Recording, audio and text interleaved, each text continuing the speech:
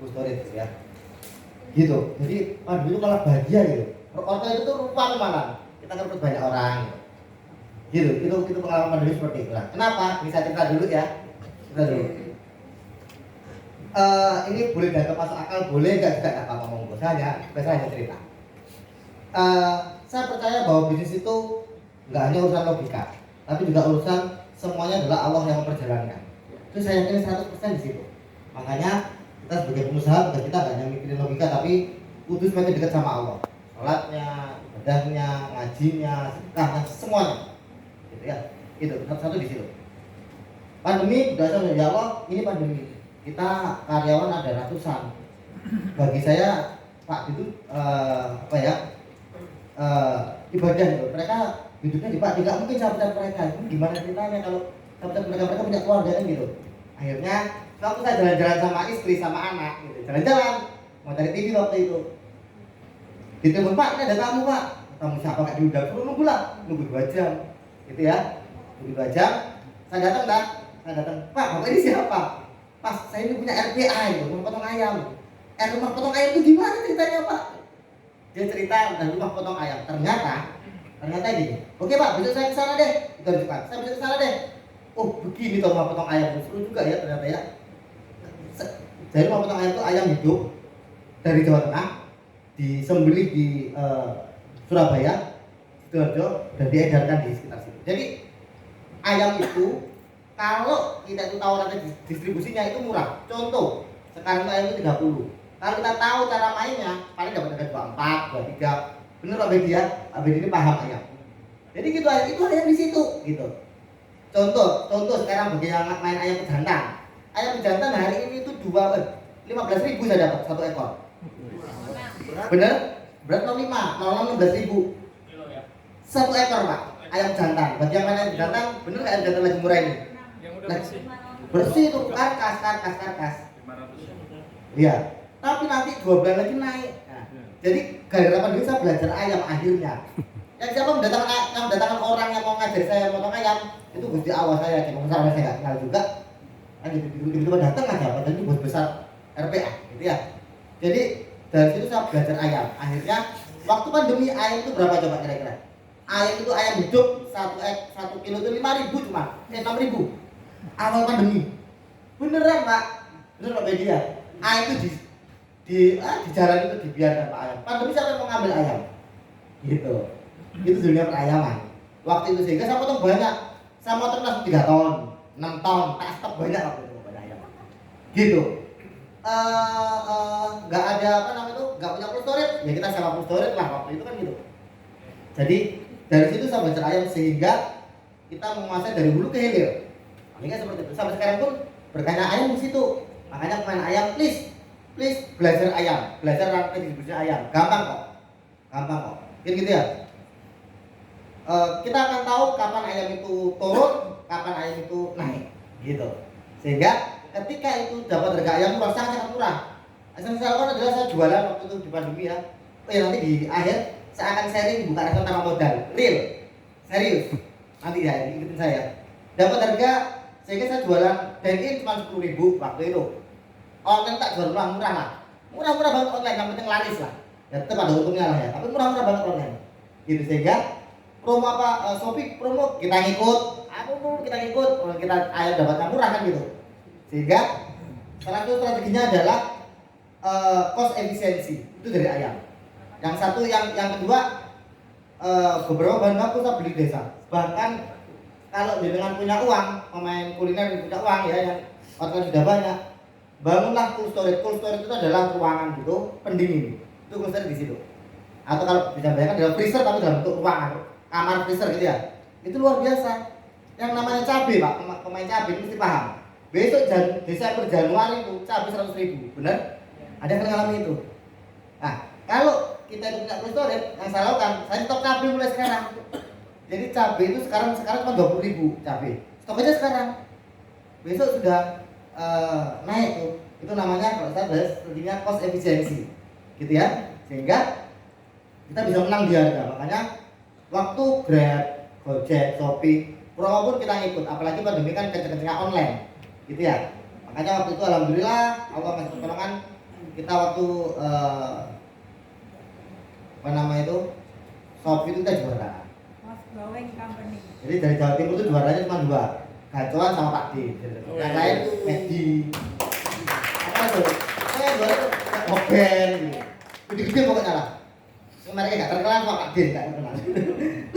Belum terkenal tempatnya. Jadi itu cara mainnya sedikit salah satunya. Terus itu yang kita lakukan cost efisiensinya di situ. Gitu ya. Jadi sampai tapi online kan saya waktu saya ngomong sama teman-teman, kita jangan terpaku sama online. Online nggak akan selamanya seperti ini. Online akan mencapai titik keseimbangan yang normal lagi. Terbukti sekarang online bagaimana? Habis kan? Habis. Karena dia tetap akan net profit. Karena online itu kapitalis murni. Saya udah ngomong, itu sudah saya ngomong ke teman-teman kita di manajemen 2 tahun yang lalu. Saya udah seperti maka strategi kita adalah tetap demand dan in. Makanya yang kami lakukan adalah sebenarnya kalau Bapak bertanya apa yang terlaris, bagi saya terlaris adalah tetap satu, nasi kotak itu paling laris. Jadi pasar nasi kotak itu luas banget, gitu ya. Kadang-kadang ada orang beli dari Pak, ini outletnya di dekat mobil. Kok kadang-kadang nggak ada konsumennya Pak? Rame tak Pak? Tak nggak ada keuangan rame Bu. Gitu. Karena salah satu yang paling laris adalah nasi kotak. Nasi kotak itu pasar yang besar, yang jarang orang sadar untuk menggarap.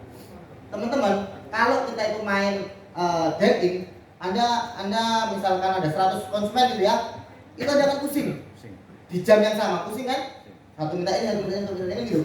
Tapi kalau teman-teman main nasi kotak 100 box itu sejam selesai. Itulah besarnya pangsa pasar nasi kotak. Maka garap di nasi kotak luar biasa. Itu nasi kotak. Itu. Ya. Tetap itu pasar nasi kotak luar biasa. Kita mau bedakan, makanya saya tuh rutin minta namanya data. Gitu. Itu satu data. Kalau pandemi strateginya adalah cost efisiensi. Makanya sampai sekarang teman-teman contoh, teman-teman main di Jakarta ya tadi beberapa kali sudah saya kasih tahu. Cari supplier Jogja, Jawa Tengah, ayam. Banyak yang mau kok. Banyak yang mau. Suruh kirim ke sini. Itu kita efisiensinya luar biasa, murah-murah. Jadi banyak supplier lokal itu jauh lebih murah. Yang penting kita punya bargaining of negosiasi aja. Gitu. Nah, kan pengalaman saya itu di ngomong supplier lagi. Supplier itu bahasa sebulan itu ada. Sampai sekarang gitu, termin sebulan sama supplier. Itu salah satu yang pandemi kita lakukan di situ. Gitu ya. Nah, kenapa kok pandemi bertumbuh? Tadi kita beli jual murah. Salah satu di situ. Nasi kotak kita kencengin. Karena pasar nasi kotak gede gitu. Nah, terus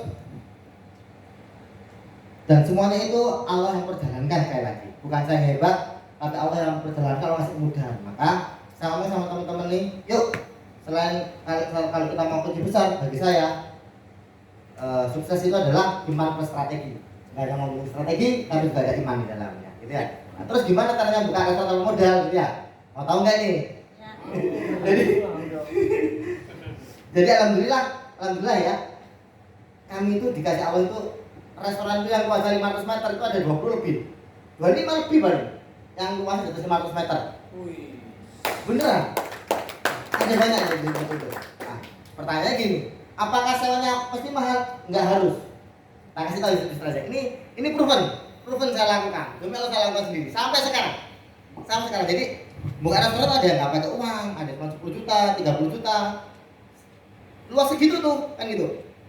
Nah, gimana caranya kan gitu? Ya tentunya ada juga lah. Yang bukanya itu betul 500 juta juga ada. Gini, restoran di mana-mana kita. Bener nggak di mana-mana restoran? Setuju ya? Orang itu banyak punya restoran itu banyak di mana-mana. Restoran. Tapi pertanyaannya nggak semua orang bisa operate restoran. Nggak semua orang. Banyak orang itu punya restoran, hanya pengen punya restoran, dia buat restoran dan nggak tahu mau diapain. Banyak. Benar? Gitu. Sedangkan di satu sisi kita itu bingung. Ini saya buat restoran, gimana modalnya kan gitu. Nah, mau pakai investor nanti kayak itu tuh apa? Rentenir, ya kan? Investor berjiwa deposito. Kreditor. Ya, gitu ya. Atau pusing juga kan investor, bener nggak? Yang pakai investor mesti tahu nih pengalaman pusing bikin investor, bener? Nah, makanya ini ada strategi baru, bukan baru sebenarnya. Dulu saya ngomong ini saya pakai sudah 12 tahun yang lalu. 14 tahun yang lalu udah saya pakai. Gitu. Caranya gimana? Banyak restoran di mana-mana itu banyak. banyak yang nggak jalan juga banyak. Kenapa? Karena ngurusin restoran itu ribetnya luar biasa. Dan banyak yang menjadi orang itu punya restoran itu bukan bisnis utama, tapi bisnis sampingan, buat duit istrinya banyak. Tugas kita adalah kita datangi mereka itu satu persatu yang punya restoran tuh, kita ajak kerjasama bagi hasil, gitu. Datang aja, Pak, buat proposal lah. Pak, Ibu, ini restorannya nggak jalan. Gimana kalau saya pakai? Kita bagi hasil lah. Berapa persen bagi hasilnya? Kalau saya tak kasih 10% omset, dan ini 10% omset, online 3% omset, gitu. Kenapa kok omset? Biar nggak eker-ekeran. Setuju? Kalau dari profit, tak jamin eker-ekeran cepat. Kalau omset nggak eker-ekeran, mau ngecek tiap hari juga monggo, mau tiap bulan juga monggo kan gitu. Enak kan gitu ya, dari omset. Nah, kenapa kok 10%? Itulah rata-rata cost yang kita keluarkan untuk tempat emang 10%. Walaupun saya pun cara posting sekitar 10% kalau saya di situ. Apakah banyak yang mau seperti itu? Banyak banget. Banyak banget. Saya di Malang juga pakai cara sama. Banyak banget lah. Bahkan yang di bawah 10% banyak. Saya berapa dapat 6%, 5% tergantung tempatnya. Kalau yang kita lobby itu bekas restoran, ya, satu tempatnya nggak usah nyewa, peralatan ada, meja kursi ada. Tugas kita adalah ganti banner doang. Setuju? Saya gitu, ganti banner doang. Terus ayamnya gimana? Pak, ya kita kan bisa pakai supplier terminal, bisa banyak mau terminal juga supplier. Nah, jadi itulah strategi kita buat restoran tanpa modal, kan gitu. Syukur-syukur saya pernah gini. Misalnya 10% ya, saya naikkan Bu, saya naikkan deh 15%. Tapi siapin semuanya ya, Ibu modali semuanya. Sabar bakunya, sak renovasinya semuanya. Ada apa seperti itu. Jadi itulah yang saya lakukan buat restoran tanpa modal. Dan memang itu proven banyak seperti itu, banyak banget. Separuh lebih kerjasama. Mungkin 30-an, mungkin lebih 40-an mungkin kerjasama, banyak banget seperti itu. Ya kan? Kalaupun toh nggak mau diajak kerjasama, biasanya bayar bulanan. Saya coba rasa berbulanan gitu. Nah, gitu. Tugas kita adalah kadang-kadang adalah kita menyerah di penolakan pertama, itu doang. Iya, itu kenapa? Mas saya nggak dapat. Tolak berapa kali? Baru sekali tolak lah, tidak nyerah. Saya tuh ada ditolak 5 kali gitu. Di tempat yang sama. Dan 5 kali tak tarik lagi. Mungkin kadang-kadang udah gablek gitu ya. Kasihan. Jadi ada yang tolak. Ada orang tak lobby sampai setahun punya. Tapi begitu orangnya dapat, waduh, dibukakan 4 outlet saya. Gitu ya. Jadi itulah berat. Jadi teman-teman mulai sekarang please nggak usah bingung ngomongin investor lagi. Banyak cara nggak pakai investor, banyak kok.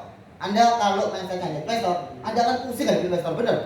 Indonesia itu masih banyak investor berjiwa deposito, masih banyak seperti itu, gitu ya.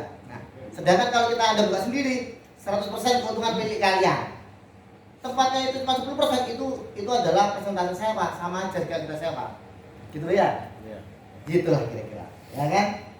Tadi ada yang nanya, Mas, kan tadi kapan ya saya tadi ya? Ada kok, bahkan ada tempat itu kita buka aja, itu udah ratusan juta. Buka doang. Tapi nanti kapan-kapan aja kita buka rasanya ya. Bagian sudah dewasa. Kalau belum dewasa jangan. Jadi KFC pun buka tempat bagi hasil sekarang sama. 8% berapa? 6% kalau nggak 10% ya. Itu KFC seperti itu. Nah, jadi buat outlet nggak pakai tempat seperti itu. Yang penting kita ngurusinya benar-benar sungguh-sungguh, ngurus restorannya. Kenapa? Iya. Kira-kira seperti itulah. Jadi itulah pertolongan Gusti Allah. Itulah yang namanya kalau dari saya pandemi adalah cost efisiensi dan juga teman-teman kita minta ibadah bareng-bareng yuk. Jadi seperti itulah. Jadi alhamdulillah Allah ngasih pertolongannya. Kira-kira seperti itu ya. Matur nuwun. Assalamualaikum warahmatullahi wabarakatuh. Waalaikumsalam warahmatullahi wabarakatuh.